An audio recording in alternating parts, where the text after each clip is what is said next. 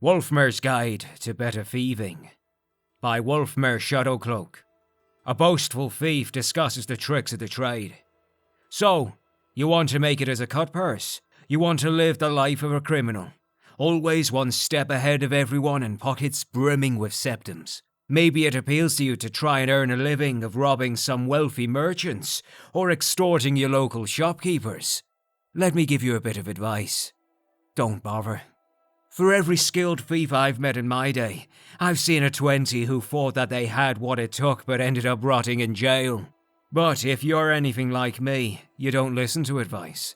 You do whatever you want and never let anyone else tell you otherwise. To oblivion with the risks. All that matters is the coin. Sound familiar?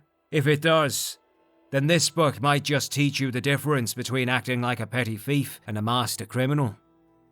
I know what you're thinking. Who's this Wulfmare? Who does he think he is telling me how to be a better thief? What makes him an expert? Simple.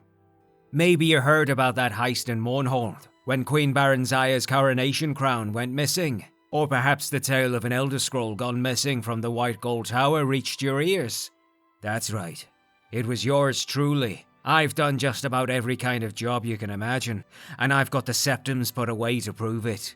How else could an ex-thief find the resources to publish his own book? Now that I have your attention, let's start with two of the most fundamental skills you'll need to sharpen if you want to make it as a cut purse: picking locks and picking pockets. And before you roll your eyes and throw this book aside in disgust, I can promise you that the easiest way you're going to get caught is by ignoring the basics. But if you can master these activities, you'll find yourself swimming in coin. Picking pockets is one of the easiest skills to learn, but you'd be surprised how often I've seen novice thieves muck it up. The lesson here is twofold. First, know your surroundings, and second, know your approach. Where and when you decide to go fishing is just as important as who you choose as your mark. Follow them a while. There's never a need to rush. Wait until they are somewhere isolated and out of earshot of any guards. But most importantly, always know when to let the mark go. Getting pinched simply isn't worth the risk. There will always be plenty of other marks who come along with their pockets full. As far as the approach goes, don't drop into your crouch until you are completely out of the mark's view, directly behind and preferably close to them. Don't spend too long deciding what you'll lift either. A good thief should be able to hit a mark and make off with something valuable in less than 5 seconds. Last of all, plying this trade at night will greatly reduce your chances of getting caught.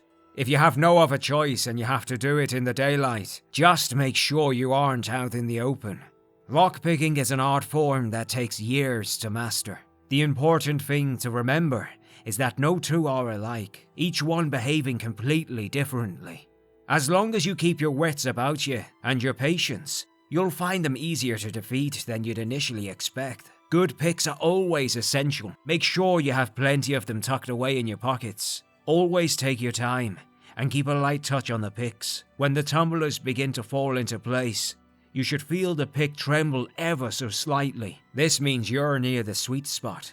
Slow down at that point and only move the picks with the finest touch. If you blindly poke at the lock like an old man, all you're going to end up with is a bunch of broken picks and equally broken pride. As a last resort, if the lock is completely confounding you, there's always the option of smashing it. Just keep in mind that this is rarely successful and could potentially make a great deal of noise. By using my techniques, I'm not merely suggesting you'll be a successful thief. I'm giving you a solid guarantee. All it takes is a little bit of patience and a great deal of practice, then maybe, just maybe, you'll become as successful as Wulfmare. In my next volume, we'll move on to another important tool in your arsenal: sneaking. I'll prove to you that the shadows can be just as potent of a weapon as your blade if you know how to bend it to your will.